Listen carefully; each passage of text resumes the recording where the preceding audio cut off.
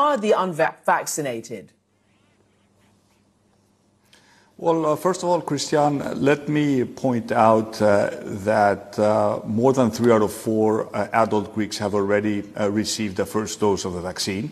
But we were facing a situation where 17% of people above 60 had not yet been vaccinated. And unfortunately, these are the people who end up in our hospitals. They end up occupying the overwhelming majority of our ICU beds. And unfortunately, these are the people who lose their lives. I think we've done everything in our capacity to convince these people that they need to get vaccinated. We've run a very extensive PR campaign. I mean, the case has been made very, very convincingly that you risk getting severely sick if you are unvaccinated. So we did take the decision to move towards mandatory vaccination, imposing a monthly fine. And what I can tell you is that since we took the decision, we have seen a significant uptake in appointments from people from this age group to actually get vaccinated. So I would hope that by January 16th, when the fine is going to kick in, an overwhelming majority of those people will take the decision to get vaccinated. Not everyone will take that decision, but it seems that the mandatory aspect of our decision-making has nudged enough people to take the necessary step to protect themselves and their families. So let me just read a few statistics from your office. 9 out of 10 deaths in Greece from COVID are with citizens 60 and over. 7 out of 10 who have to be intubated are 60 and over. 8 out of 10 intubated are unvaccinated. So I guess I could ask you, why did it take you this long then to impose the idea of fines? I mean, you said it was a decision that personally tormented you, but could you have taken it earlier?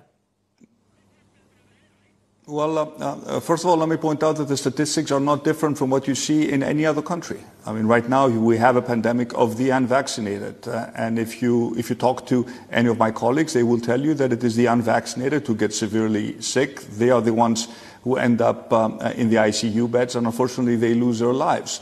According to our constitution, we have to take progressive measures, and of course mandatory vaccination is the ultimate measure that we can take. We had already mandated mandatory vaccinations for healthcare professionals, and now we're extending it to the people above 60. But I would point out that we're just the second European country doing that. I wouldn't be surprised, Christian, if other European countries follow in our path.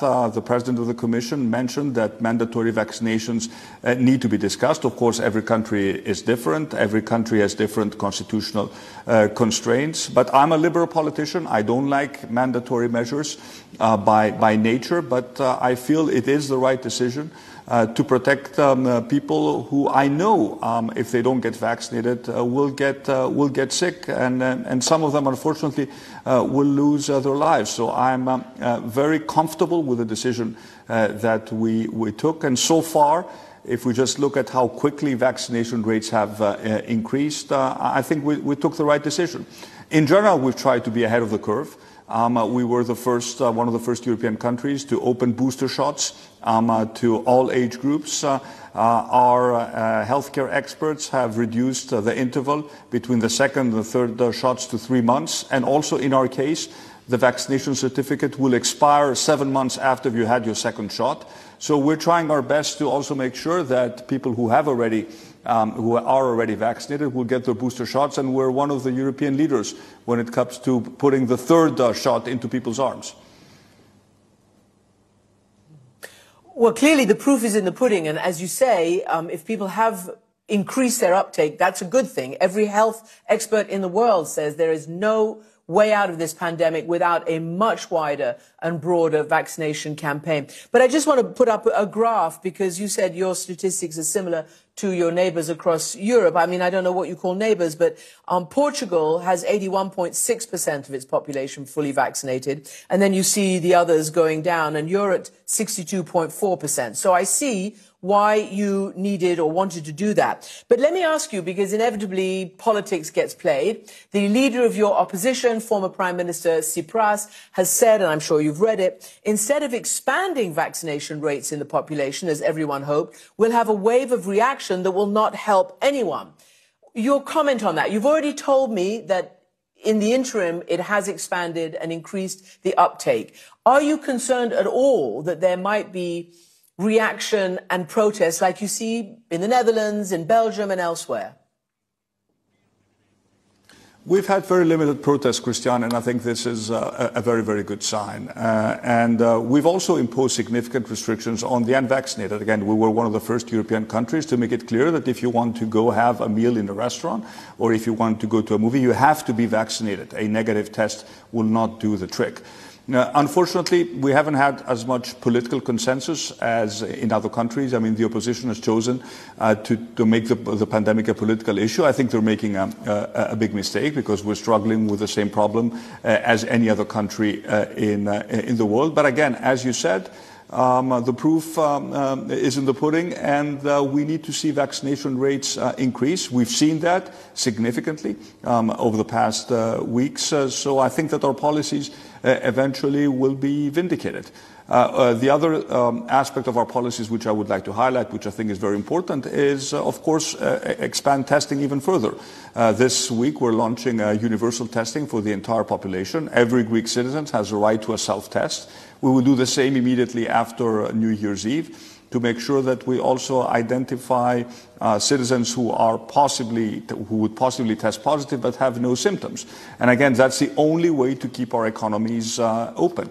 We do not intend to impose a lockdown. The Greek economy is going to grow significantly this year. The statistics for the third quarter came out just today, more than 11% increase in our GDP. Our tourism did very well. So if we want to keep our economies open and functioning and make sure we create enough wealth for all Greeks, we have to get vaccinated and we have to make sure that we adhere to the basic precautions, getting tested and making sure we wear our masks.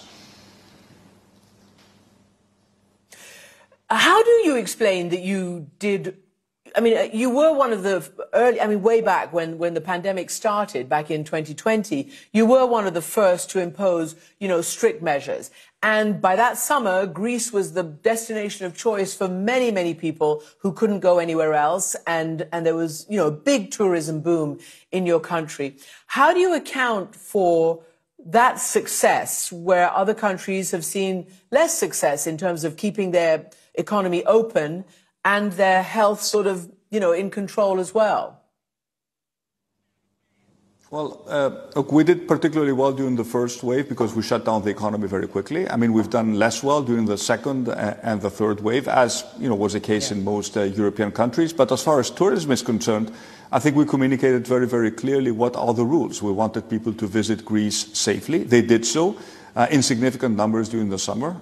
We did better than we expected. And of course, now we want to prepare for an even better tourism season in 2022, assuming we have no other unpleasant surprises. But even, with the Omicron variant, again, we don't know how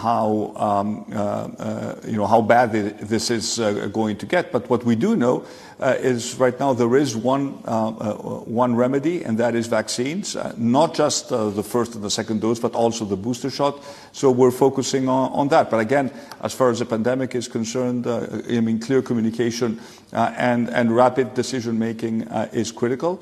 And again, if for whatever reason one needs to change their mind, this happens when data sort of indicates that we should do that. We had not planned to make vaccination mandatory, but we looked at the data, we looked at Omicron, and we said this is the right decision, and we need to take it now to protect our people and make sure we have no further unnecessary loss of life. Talking about loss of life, and it is tragic, there is a considerable loss of life amongst migrants and those seeking asylum in Europe. Not so long ago here between France and the UK and the English Channel, the unbelievable sight of 27 people, including children, drowning in the English Channel, just trying to get asylum, which is their right. And the Pope, of course, has been on the Greek island of Lesbos, and he has been very, very concerned. That, of course, you have a very big migrant camp there. And he's talking in general about, unreasonable fears of migrants, of countries about migrants. And he's talking about, his actual words were, we're witnessing a retreat from democracy in Europe by people and politicians lured by the populist wave. What's your reaction to that? Because if you look at Britain, if you look at France, even though right-wing politicians make a big deal about migrants, there actually aren't that many, relatively speaking, coming into those countries. Well, we suffer from being a country that is on the external border of the European Union. And we're very happy that the Pope visited us for a second time.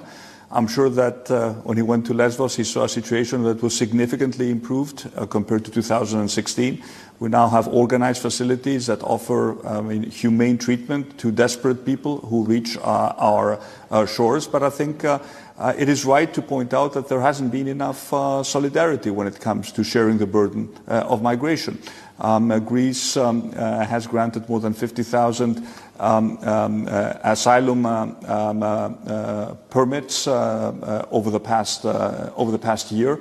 We were the one European country, Christian, that welcomed women from Afghanistan in significant numbers. We have more 800 women and their families in Greece because we thought this was the right thing to do, to offer these women and their families protection from a regime that could possibly persecute them. At the same time, we are defending our borders with full respect for fundamental rights. And we feel that this is the right approach to take. We have to eradicate the smuggler networks. We have to stop people being trafficked in these horrible conditions. And the one way of doing it is to open legal pathways to people who would want to come to Greece, come to Europe, to not just be safe from war and persecution, but also to seek a better economic future. Unfortunately, we haven't made much progress in terms of European solidarity on this file. And yes, there are European countries who consider this simply not to be their problem. And they just want to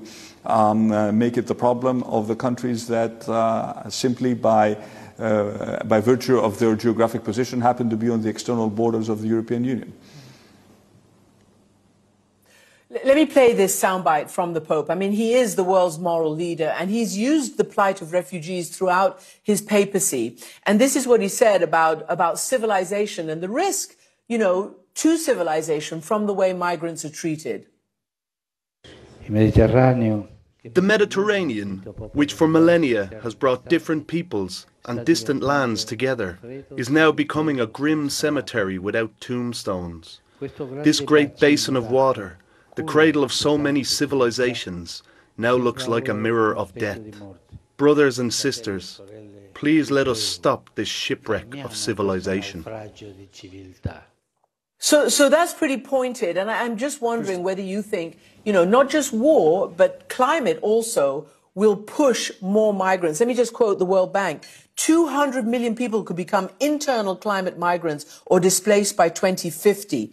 And I'm just wondering, what you think when you envision that possibility, and this is now a climate question, whether you and everybody else can manage the climate crisis before this happens.